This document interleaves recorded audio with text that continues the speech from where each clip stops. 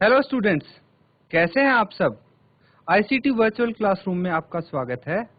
तो बच्चों, ये क्लास 6 की मैथमेटिक्स की क्लास है। तो आप मैथमेटिक्स पढ़ने जा रहे हैं। तो सबसे पहले मैं बता दूं कि मैथमेटिक्स में जो आप पढ़ेंगे बड़ा ही हम इंटरेस्टिंग तरीके से पढ़ाएंगे। तो थोड़ा सा आपको ध्यान देने की ज़रूरत है और आपको बहुत अच्छे समझ में आने वाला है। तो सब अच्छे से अपना पढ़ाई करेंगे। तो आज की शुरुआत करते हैं थॉट फॉर द डे के साथ। तो आज का थॉट फॉर द डे है, अपनी विशेषताओं का प्रयोग करो, जीवन के हर कदम में प्रगति का अनुभव होगा। यानी कि बच्चों देखिए, हर किसी की कोई ना कोई विशेषता होती है, हर बच्चे में कोई ना कोई टैलेंट होता है।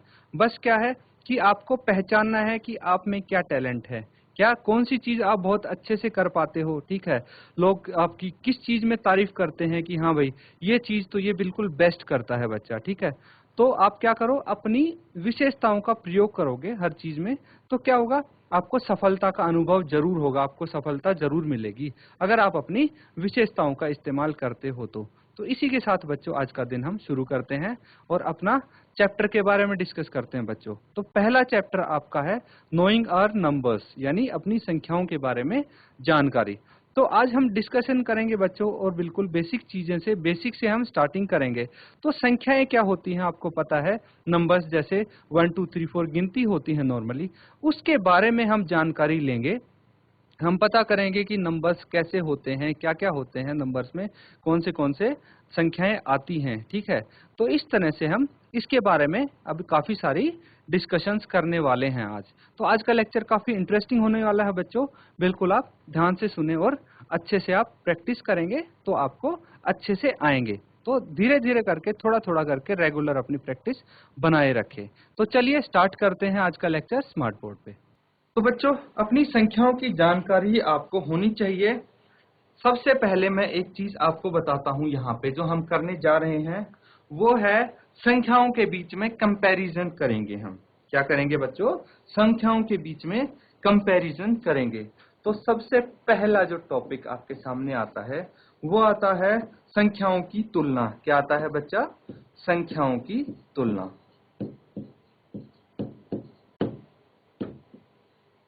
संख्याओं की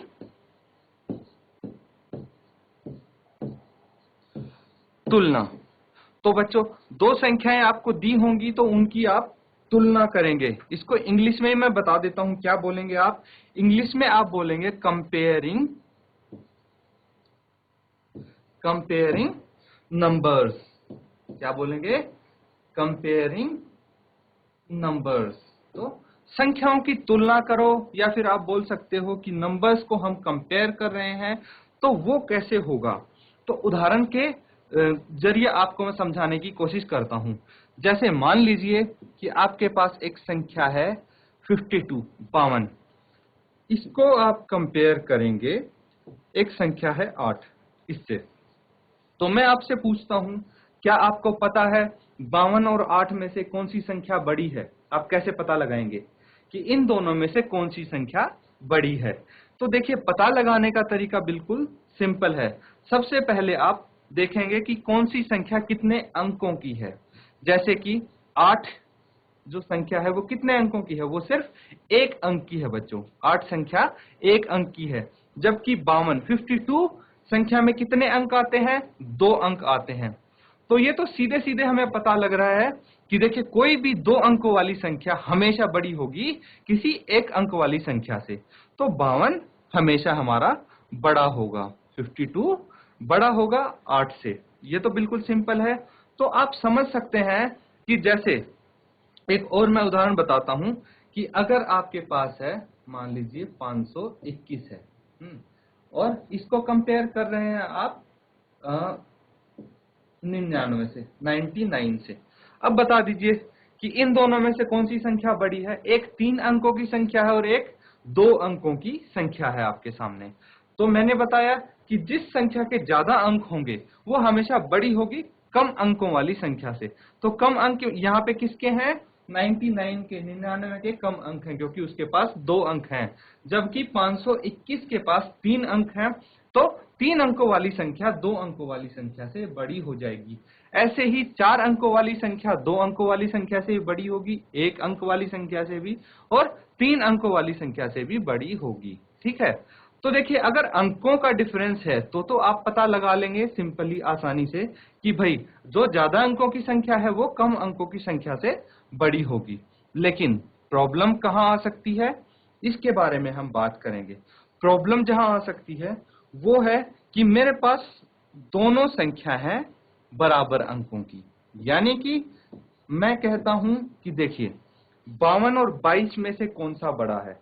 अब इनमें से आप देखेंगे कि दोनों ही संख्या क्या है, 2-2 अंकों की है। तो अगर एक संख्या 1 अंक की है, एक संख्या 2 अंक की है, तो हमने पता लगा लिया कि भाई 2 अंक वाली संख्या बड़ी होती है हमेशा। तो उसमें कुछ हमें देखना नहीं था, बस ये देखना था कि अंक किसके ज्यादा हैं। पर इसमें इन दोनों में आप देख सकते हैं कि बराबर अंक हैं, दोनों में 2-2 अंक हैं।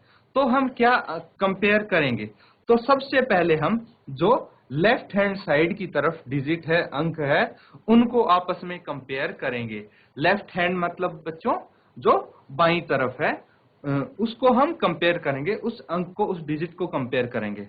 तो देखिए 52 में पहला अंक क्या आता है बाईं तरफ, 5, और 22 में पहला अंक क्या आता है, 2।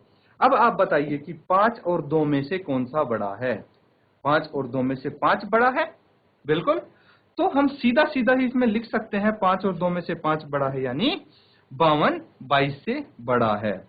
तो यानी कि अगर दोनों के अंक सेम हो, बराबर हो, तो जिसमें पहला अंक लेफ्ट हैंड साइड की तरफ बड़ा होगा वही संख्या बड़ी होगी।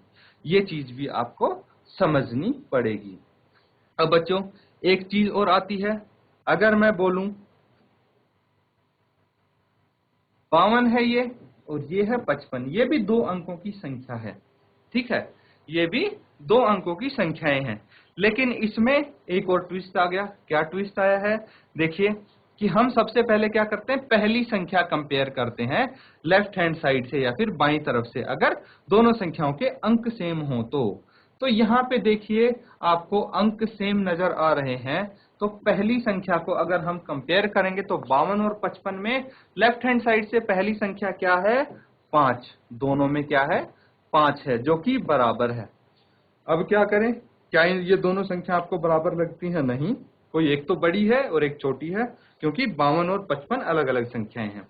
लेकिन इसके लेफ्ट हैंड साइड से पहले अंक हमारे पास बराबर आ गए। अब क्या करेंगे, अब हम राइट हैंड साइड की तरफ चलेंगे और अगला अंक देखेंगे। तो इसमें 52 में अगला अंक 2 है और 55 में 5 है। तो अब हम इन दोनों अंकों को कंपेयर करेंगे, इन दोनों अंकों की तुलना करेंगे। तो 2 और 5 में 5 बड़ा है, यानी कि 55 संख्या जो है वो बड़ी होगी। इस तरह से बच्चों आप कंपेयर कर सकते हैं संख्याओं को। ठीक है, तो ये हमारे कंपैरिजन हो जाता है संख्याओं का। अब बच्चों एक क्वेश्चन और आता है आपके सामने। क्या आता है, देखिए अगर मैं बोलता हूं कि आप के सामने कोई नंबर है, कोई मैं यहाँ पे नंबर लिखता हूं, तो इसमें आपको बताना है, जैसे कि कुछ अंक मैं लिखता हूं 2 8 7 4, 2 8 7 4, ये है। अब इसमें से आप बताएंगे बच्चों कि जो ये संख्याएं हैं, इनमें से आप इन अंकों से कितनी संख्याएं बना सकते हैं। मैं यहाँ पे लिख देता हूं, आप कितनी संख्याएं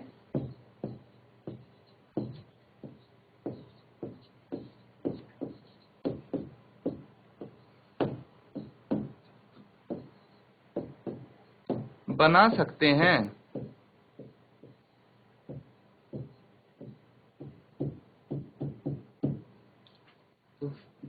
ये अगर मैं आपसे क्वेश्चन पूछूं कि आप कितनी संख्याएं बना सकते हैं, तो आप क्या बोलेंगे। इससे तो हम बहुत सारी संख्याएं बना सकते हैं। उदाहरण के तौर पे देखिए मैं बताता हूं आपको। एक तो 2874, सीधे की सीधी ये संख्या बन गई। अगर दूसरी संख्या मैं बोलूं, इन्हीं अंकों का आपको इस्तेमाल करना है। अब कोई अंक आगे लग सकता है, कोई पीछे लग सकता है, उससे फर्क नहीं पड़ता, बस आपको संख्या बनानी है। जैसे कि अगर मैं बोलूं 2784, अंक यही इस्तेमाल किए गए हैं, बस मैंने क्या कर दिया है, मैंने आगे पीछे कर दिया है अंकों को। अब जैसे अगर मैं बोलूं एक ये भी बना सकता हूं मैं 2748, ये भी तो एक संख्या है। तो मैंने क्या किया है, देखिए 4 को 8 की जगह लिख दिया, 8 को 4 की जगह लिख दिया, तो ये एक नई संख्या बन गई। इस तरह से बहुत सारी संख्याएं आप बना सकते हैं। लेकिन अगर मैं बोलूं इन 4 अंकों से सबसे बड़ी संख्या बनाइए, तो बड़ी संख्या कौन सी बना सकते हैं आप, ये आप बताएंगे। सबसे बड़ी संख्या बनाइए। तो देखिए सबसे बड़ी संख्या के लिए हमारे पास क्या होने चाहिए, 4 अंक हैं। तो सबसे बड़ी संख्या कब होगी, ये आप सोचिए, जब हमारे पास लेफ्ट साइड में सबसे बड़ा अंक होगा, तो ही हमारी संख्या सबसे बड़ी होगी। तो सबसे बड़ा अंक हमें ढूंढना है, जैसे कि 8 है यहाँ पे और लेफ्ट साइड में 8 लिखना है। उसके बाद इससे छोटा अंक हम ढूंढेंगे, तो 7 है, फिर इससे छोटा 4 है और इससे छोटा 2 है, तो 8742 इन 4 संख्याओं से बनाया गया सबसे बड़ी संख्या है।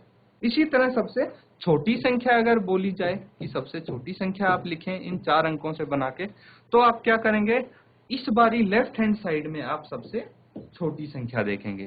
तो सबसे छोटी 2 है, उससे बड़ी 4, फिर 7 और फिर 8, तो 2478 क्या हो गई, इससे सबसे छोटी संख्या आ जाती है यहाँ पे। तो इस तरह से बहुत सारी संख्याएं बना सकते हैं, लेकिन अगर आपको बोला जाए सबसे बड़ी और सबसे छोटी संख्या, तो इस तरह से आप ये सबसे बड़ी और सबसे छोटी संख्या बनाएंगे। ठीक है बच्चों। अब एक और चीज आती है आपके सामने, मैं आपको बता दूं कि आरोही और अवरोही ये क्या चीज होती हैं, ये यहाँ पे हम सीखने वाले हैं। तो सबसे पहले मैं लिखता हूं आरोही, आरोही, आरोही क्रम, आरोही क्रम। इसको हम इंग्लिश में क्या बोलते हैं, इसको इंग्लिश में बोलते हैं ascending order, ASCENDING, ascending order, ascending order इसको हम बोलते हैं। तो बच्चों कोई भी संख्या है, अगर उसको बोलें कि इनको आप आरोही क्रम में लिखें, कोई भी अंक हैं, जैसे कि यही अंक ले लेते हैं 2, 8, 7 और 4, इनको आप आरोही क्रम में लिखें, तो कैसे लिखेंगे बच्चों, इनको अगर हम आरोही क्रम में लिखेंगे यानी असेंडिंग ऑर्डर। असेंडिंग ऑर्डर क्या होता है बच्चों, असेंडिंग ऑर्डर मतलब बढ़ते क्रम में, आरोही क्रम मतलब बढ़ते क्रम में लिखेंगे। तो सबसे पहले हम सबसे छोटा अंक लिखेंगे, उसके बाद उससे बड़ा अंक, उससे जस्ट बड़ा अंक लिखेंगे, सबसे बड़ा नहीं बच्चों। तो इससे बड़ा अंक क्या हो जाएगा बच्चों, इससे बड़ा जो अंक होगा वो होगा 4, फिर 4 से बड़ा अंक क्या होगा इन अंकों में 7, और इससे बड़ा अंक होगा 8। तो ये आपका क्या आ गया, असेंडिंग ऑर्डर आरोही क्रम में। अगर इन्हीं अंकों को आप बोलेंगे कि अवरोही क्रम में लिखें, किसमें, अवरोही क्रम, अवरोही क्रम में आपको लिखना पड़े, तो इसको इंग्लिश में क्या बोलते हैं, इसको बोलते हैं डिसेंडिंग ऑर्डर, डिसेंडिंग ऑर्डर। बच्चों इनके आपको मतलब पता होना चाहिए, इंग्लिश हिंदी दोनों चीज पता होनी चाहिए, तभी आपके सामने अगर क्वेश्चन आएगा तो आप आसानी से कर पाएंगे। तो आपको डिफरेंस पता होना चाहिए कि आरोही और अवरोही में क्या फर्क है, क्या डिफरेंस है, तभी आप क्वेश्चन तो बहुत आसानी से हो जाएगा। अगर मतलब पता होगा कि आरोही मतलब होता है बढ़ते क्रम में लिखना, सबसे पहले सबसे छोटी संख्या, फिर उससे बड़ी, फिर उससे बड़ी और फिर उससे बड़ी, और अवरोही क्रम मतलब सबसे पहले सबसे बड़ी संख्या आप लिखेंगे, जैसे कि इनमें सबसे बड़ी संख्या 8 है, फिर उससे छोटी संख्या 7 है, फिर उससे छोटी संख्या 4 और फिर उससे छोटी 2। ये हो गया डिसेंडिंग ऑर्डर यानी अवरोही क्रम में। ठीक है बच्चों, तो ये होंगे। अब बच्चों कुछ हम क्वेश्चंस करते हैं जो हमने अभी तक सीखा है, उसके आधार पे कुछ क्वेश्चंस करते हैं, देखते हैं कि आपको कितना आया है अभी तक। ठीक है, तो चलिए क्वेश्चन आपके सामने है, तो आप देखिए ये क्वेश्चन कि आप कर पाते हैं इस क्वेश्चन को, ट्राई करके देखिए। तो इसमें बोला गया है बिना पुनरावृत्ति किए दिए हुए अंकों का प्रयोग करके 4 अंकों की सबसे बड़ी और सबसे छोटी संख्याएं बनाइए। तो 4 अंकों की आपको सबसे बड़ी और सबसे छोटी संख्या बनानी है। कैसे बनाएंगे बच्चों? कोशिश करो करने की, देखते हैं आप कर पाते हैं, कितना आप कर पाते हैं। उम्मीद है कि आप कर पाएंगे। ये बिल्कुल वैसा ही है, अभी हमने देखा था कि 4 अंक हमारे पास दिए गए थे और उससे हम उन अंकों से हम क्या कर रहे थे, सबसे बड़ी और सबसे छोटी संख्या बनाई थी हमने। तो जो पार्ट ए दिख रहा है आपको, वो हम कर चुके हैं। पार्ट ए हम कर चुके हैं। इसमें क्या है, आपको 4 अंकों की सबसे बड़ी संख्या भी हमने बनाई थी और 4 अंकों की सबसे छोटी संख्या भी हमने बनाई थी। अब हम देखिए इसका बी पार्ट करके देखते हैं। बी पार्ट करके देखते हैं। तो बी पार्ट में क्या है, 9, 7, 4, 1। तो सबसे बड़ी संख्या कैसे बनाएंगे आप? सबसे बड़ी संख्या बनाने के लिए आपको क्या करना पड़ेगा, लिख देता हूं मैं, सबसे बड़ी संख्या।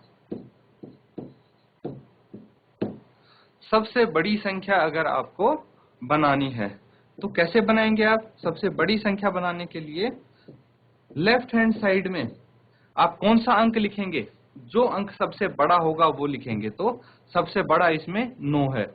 फिर उसके बाद जो 9 से छोटा होगा वो लिखेंगे और फिर 7 से छोटा होगा और फिर 4 से छोटा जो होगा वो लिखेंगे। तो सबसे बड़ी संख्या क्या आ गई बच्चों?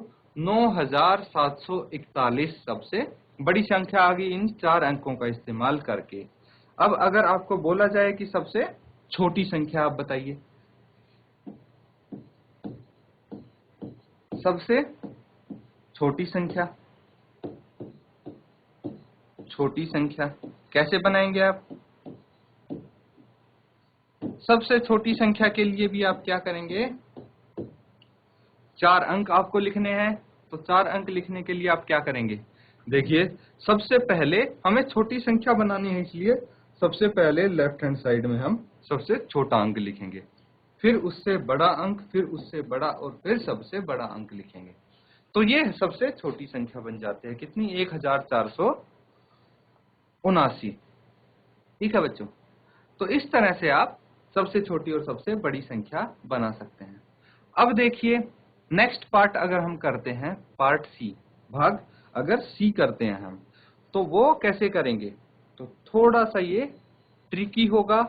इसके लिए आपको देखिए नीचे यहाँ पे संकेत भी दिया हुआ है। तो संकेत क्या दिया है बच्चों, ये आप देखें। ई में है 4, 7, 5 और 0। तो यहां आपको बोला गया है कि 4 अंकों की सबसे बड़ी संख्या बनानी है। कितने अंकों की? 4 अंकों की सबसे बड़ी संख्या बनानी है। तो सबसे बड़ी संख्या अगर हम बनाते हैं तो हमें कोई दिक्कत नहीं होने वाली। क्यों? क्योंकि लेफ्ट साइड में हम क्या करते हैं, हमेशा सबसे बड़ा अंक रखते हैं। सबसे बड़ा अंक रख दिया हमने 7, फिर उससे छोटा अंक कितना है, 5, और फिर उससे छोटा अंक 4 और सबसे छोटा 0। तो 7540 सबसे बड़ी संख्या आ गई इन 4 अंकों से। लेकिन अब बच्चों हम करने वाले हैं, सबसे छोटी संख्या यहाँ पे लिखने वाले हैं। तो अब बताइए कि इन चारों अंकों में से सबसे छोटा अंक कौन सा है? हमें तो 0 दिखता है। 0 दिखता है, फिर उसके बाद 0 के बाद क्या दिखता है, 4, फिर 5 और फिर 7। लेकिन बच्चों एक चीज देखिए आप कि क्या ये संख्या जो बनी है ये 4 अंकों की संख्या है? क्या आपको ये 4 अंकों की संख्या दिखती है? बिल्कुल नहीं, ये तो 3 अंकों की संख्या है और हमें चाहिए 4 अंकों की संख्या। तो हम कैसे करेंगे? देखिए पहले इसी को और थोड़ा उदाहरण की मदद से समझने की कोशिश करते हैं। जैसे कि मैंने लिखा यहाँ पे 2, ठीक है। 2 के राइट में हम जितनी 0 लगाते जाएंगे, राइट हैंड साइड यानी 2 के दाएं तरफ जितनी 0 लगाते जाएंगे, इसकी वैल्यू उतनी बढ़ती जाएगी, 0 की वैल्यू काउंट होगी। जैसे 2 के अगर हमने दाएं तरफ 1 0 लगाया तो ये 20 बन गया, 2 0 लगाया तो ये कितना बन गया, 200 बन गया, 3 0 लगाया तो 2000 बन गया। ऐसे ही देखिए इसकी वैल्यू बढ़ती जाती है, चेंज होती जाती है, मतलब कुछ फर्क पड़ता है। जीरो की वैल्यू होती है अगर हम उसको राइट हैंड साइड पे लगाते हैं किसी अंक के। अब यही एग्जांपल लेते हैं, अगर 2 के हम लेफ्ट साइड में एक जीरो लगा देते हैं, इधर एक जीरो लगा देते हैं, तो क्या है ये अभी भी 2 ही रहेगा। एक और जीरो लगा के देख लेते हैं, अभी भी ये 2 ही रहेगा, और एक जीरो और लगाई तो भी ये 2 ही रहेगा। यानी कि बच्चों अगर हम लेफ्ट साइड में किसी अंक के लेफ्ट साइड में जीरो लगाते हैं तो उनकी वैल्यू, उसका मान चेंज नहीं होगा। यानी कि जीरो को लेफ्ट हैंड साइड में लगाने से कोई फायदा नहीं है, उस संख्या के अंक नहीं बढ़ेंगे।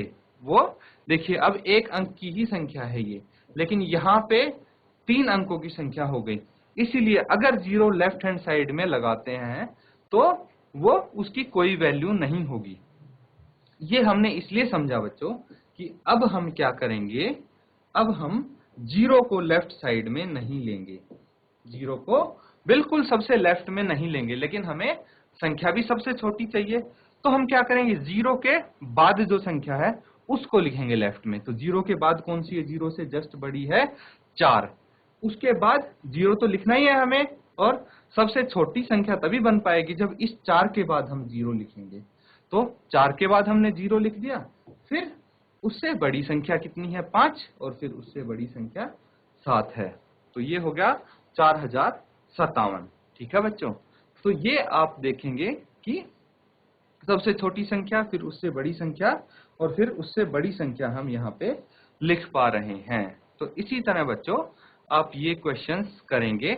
तो एक बारी हम देख लेते हैं, रिवाइज करेंगे। तो डी और ई आप क्या करेंगे, अपने से करने की कोशिश करेंगे। एक बारी ई थोड़ा मुझे लगता है कि आपके लिए टफ हो सकता है, तो ई एक बारी हम करके देख लेते हैं यहाँ पे। अगर ई पार्ट हम करेंगे तो कैसे करेंगे, बिल्कुल जैसे ये पार्ट किया था बिल्कुल उसी तरह से हम ई पार्ट यहाँ पे कर देंगे। ठीक है, ई के लिए हमें क्या चाहिए, अंक है 5, 4, 0 और 3।